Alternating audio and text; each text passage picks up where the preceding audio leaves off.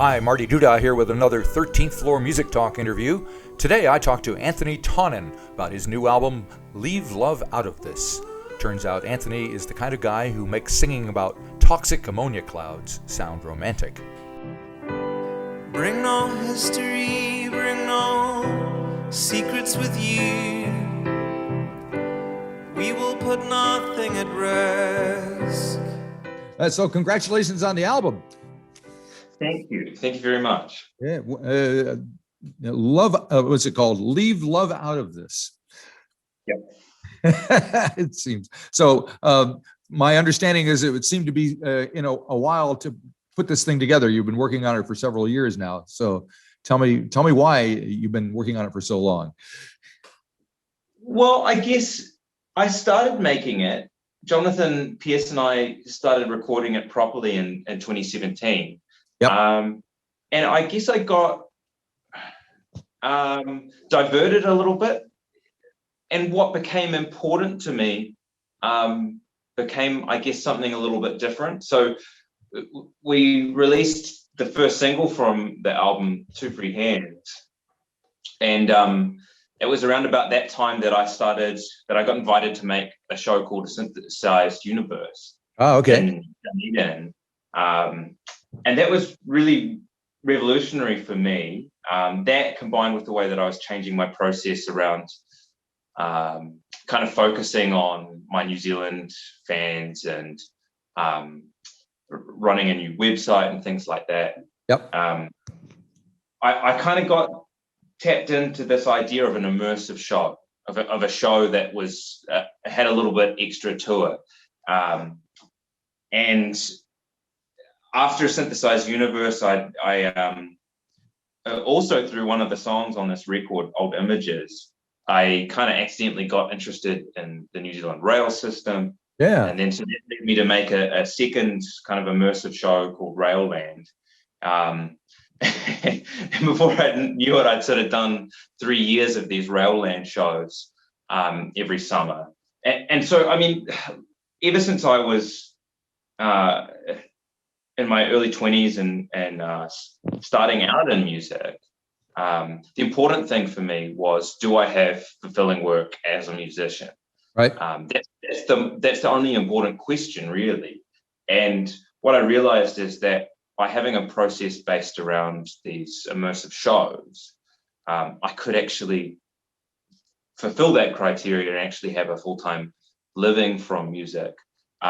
Whereas if I just focused on albums and released an album every 18 months, as you used to do, yep, they cost a lot of money, but they don't give you a lot of money back. I hear you. Yeah, so yeah, I guess I've moved from an album cycle so much into more of a show cycle. Right. And the good thing for the album is that those shows and the new technology I used and all the other things that started going to those shows started to inform and improve the album as I went along. Cool. So I was watching your video for Old Images, for the song Old Images, and could see your interest in old train stations is coming through in the video. So tell me about that. How did you get kind of wrapped up in all that? I still have my affinities for the 20th century. I have a driver's license, and one day I will drive her to the city that left this mark on me. I know our parents' dreams were innocent. Well, it was purely an accident, and it was just that we. I there was some extra help available when you made your music video, if you made it in Dunedin at that time. I see. and I'm from Dunedin, so I thought, what a Sure. great opportunity. I'll go home. Yeah. And we'll make this video there. And then we thought, so what do we want to make it about? And on a whim, I just said, I'm kind of interested about these old railway stations I'd seen growing up, but didn't know anything about. And so I went down early and to produce the video with Julian Vares, the director, and I went to the Hocken Library to find out, what these stations were there for and when they closed and that sort of thing. Yep. And I never realised that the Dunedin suburban rail system was just like Wellington's or Auckland's today, Right. and it had lasted until 1982. And that was seemed like everything came to an end in the early 80s, didn't it?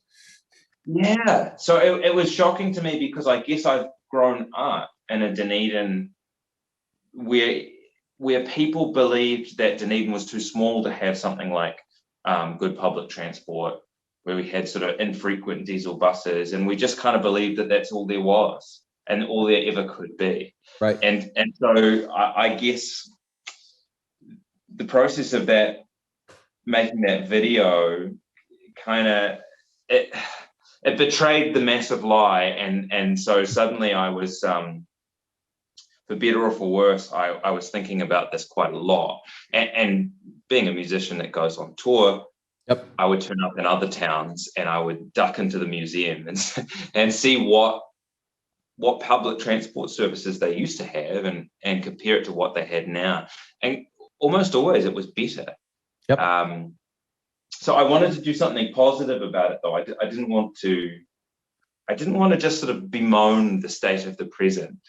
Right. I wanted to do something joyous, and I wanted to do something practical, and non-partisan, I guess. And so I came up with this idea called Railland, where an audience would travel with me by train to a beautiful community hall, because quite often community halls were built on railway lines, and it's been a really great project, that show, and we've done it 3 times, and it tends to be a show where fans of mine,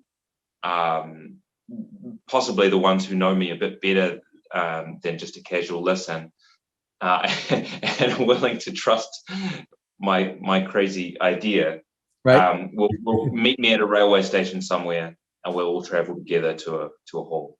Sounds like fun.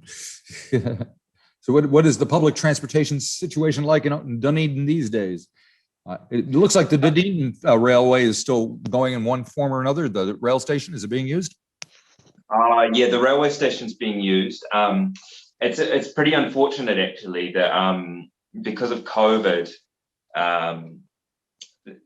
the council holding company that owns the council's assets in Dunedin, including Dunedin Railways, decided to close the whole thing up.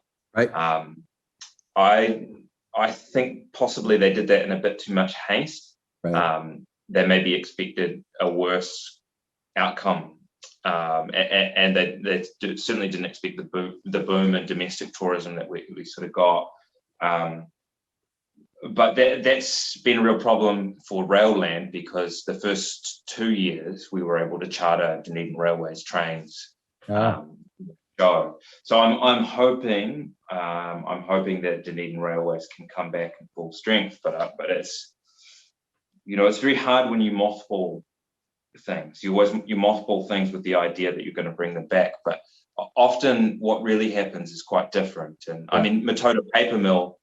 I'm glad you mentioned that. I was going to talk to you about that next. Yeah, well, it's a song about a building that was mothballed. In the year 2000, they said, "Look, we can't compete with the price of international paper, so we're going to mothball this paper factory that's been here 100 years."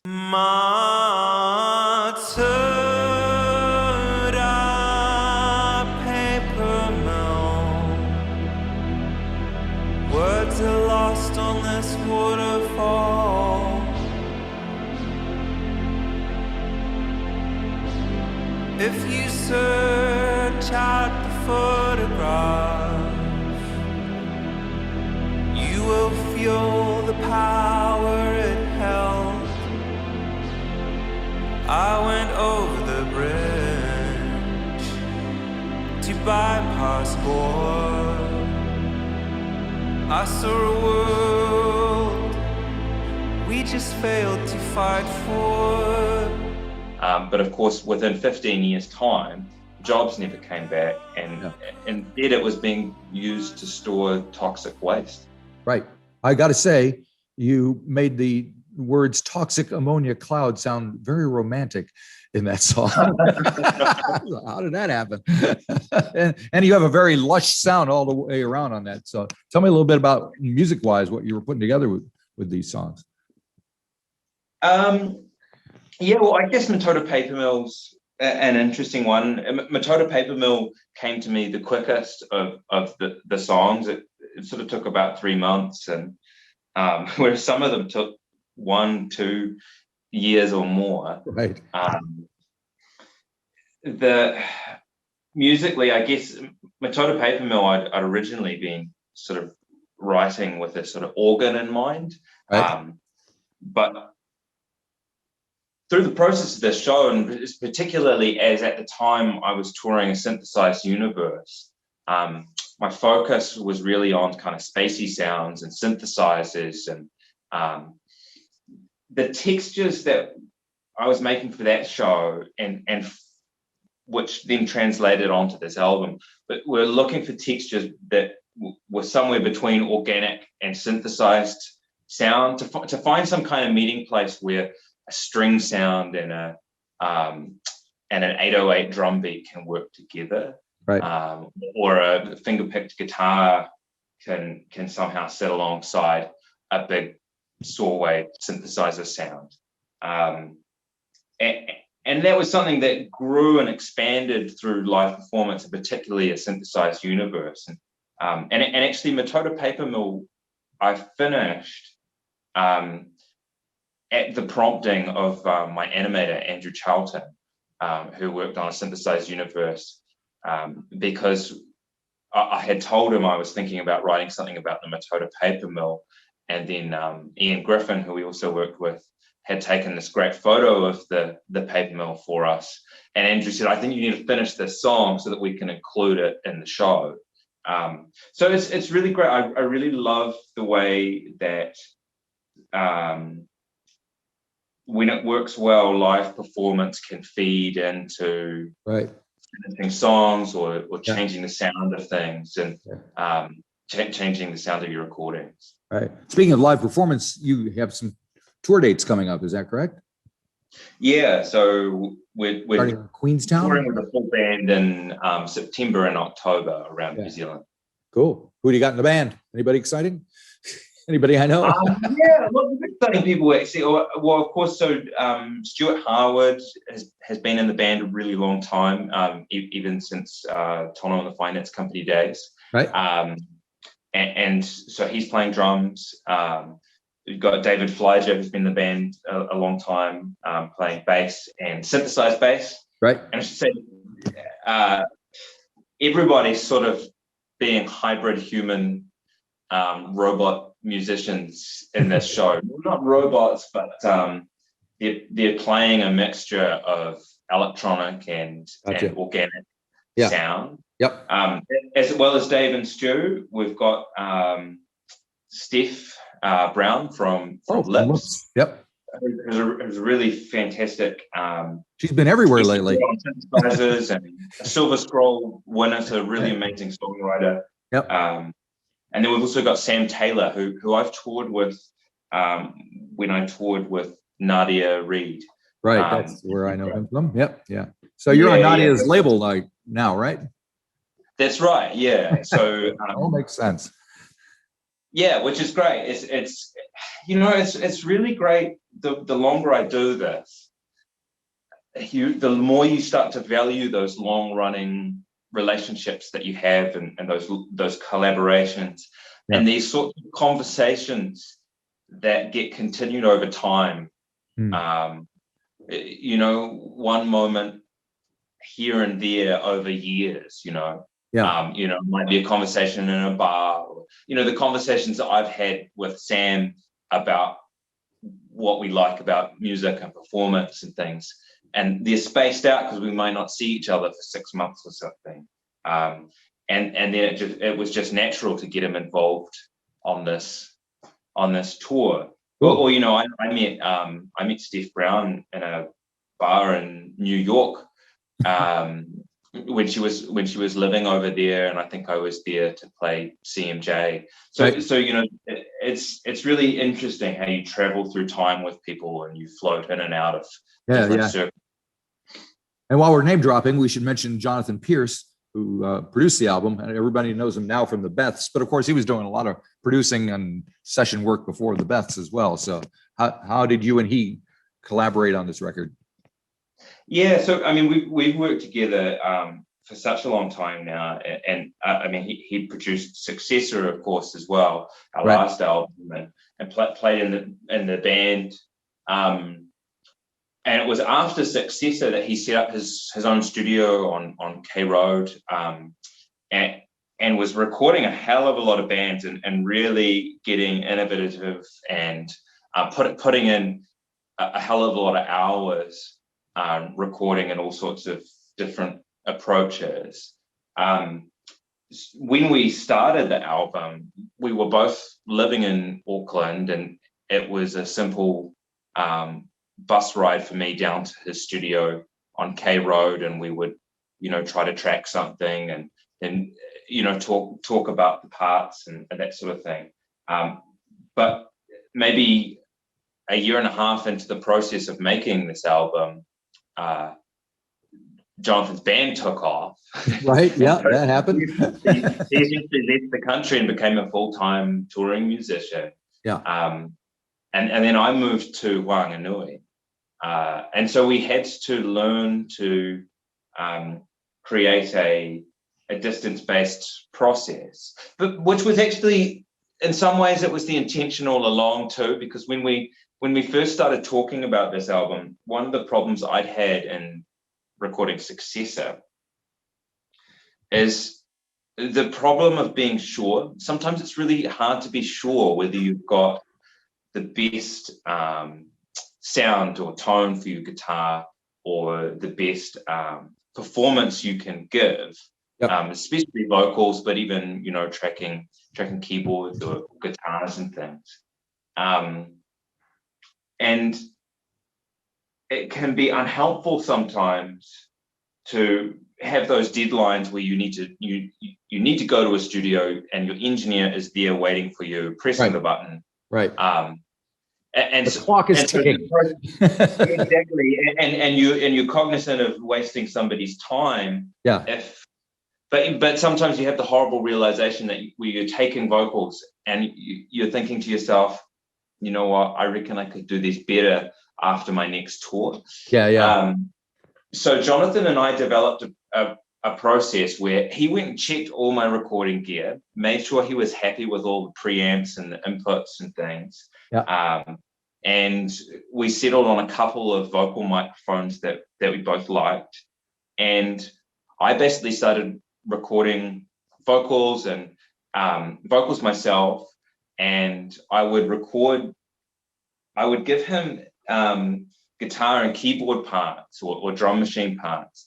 But for example, with the keyboards, I would always record them in MIDI as well as audio, so that if he didn't like the sound, he had the power to throw it through something else. Or with the guitar, I always sent him a line of raw guitar so that he could send it through a big amp in his studio if he wanted to. Yep. And it was really freeing. Well, I say freeing. Of course, that has the danger of chaining you to perfectionism. Now you can do everything with any amount of time. Yeah, that is the problem. But but I think it was worth it. And I think, if anything, I'm hoping that I'm now in a position, it's basically been a bit of an apprenticeship in audio engineering, but I feel now closer to a position where I can do some of the grunt work and make sure I can get the best performances before sending them to an engineer. Cool. Now, I was reading, you use something called a Synthstrom audible deluge. That's right. Yeah. It's what the heck is that? It's this box here. Okay. Good. Yeah. So you can sort of make you can make drum beats on it. Right. You can play it like a keyboard. You can fill it with samples and do all sorts of interesting things with it. And I mean, at the start of this process, I was getting interested in electronic sound. And particularly because I was trying to improve my live show and make my live show, I guess, fuller, and more than sort of one instrument at a time. But it was a solo show. And I started by doing with various sort of DIY electronics with, I would get my keyboard and I would tape lots of guitar pedals with Velcro to it. And I made this thing called a matrix mixer, and I would send beats through the matrix mixer and the guitar pedals and sort of mix them all up together. Right. But after a year or so, the Synthstrom Deluge, which is designed in Wellington, it appeared, and it sort of gave me a way to professionalize what I was already studying. I'm curious, with all the technical stuff that you're into and different gadgets and wiring and stuff, do you have to kind of stand back and go, well, hang on a minute, I need to reconnect with the song itself when you're creating? I have a rule, sometimes, and you'll find, I think anybody finds this now in the modern age, sometimes you see a gadget and you go, I need it. That's exactly what I need in my life. And I think everybody gets that today with phones and all that sort of thing. But it happens with music too. You see a gadget and you're like, that's what I need. And I think it's important to, if I get that feeling, I always delay buying the new gadget. And I do focus on the performances and the songs, and I have to be absolutely sure that the song demands taking on something new before I do take on something new. And saying that, I have ended up getting a lot more stuff in my set. The idea with getting the Deluge was actually to become lighter. I was starting to, at the time I was touring a lot overseas, and particularly in Australia. And I hated that I had to jump into the back of an Uber when I landed in an airport, rather than just jumping on a train or a bus. And so I got the Deluge to lighten my load so that I could actually just fill up one suitcase and self-contained. Beautiful. Cool. So you're going to be here at the Hollywood Avondale when you get to Auckland. I think that's at the beginning of October 9th. Is it somewhere in there? October 9th. Yeah. No, that'll be fun. So, and do you know, is there somebody else on the bill with you, or what's happening? Yeah, we do have other people on the bill. I don't think we've announced them yet, but but it's great. I've don't let the cat out of the bag. Yeah. Very good. Well, hopefully the album is doing well. You getting good reaction from folks? Yeah, look, it's been great. It's been really wonderful. It's been a long process, and in some ways I've been touring some of these songs, and some of the people that follow my music know a lot of this album. I saw a few clips from like 3-4 years ago online, and I was like, okay.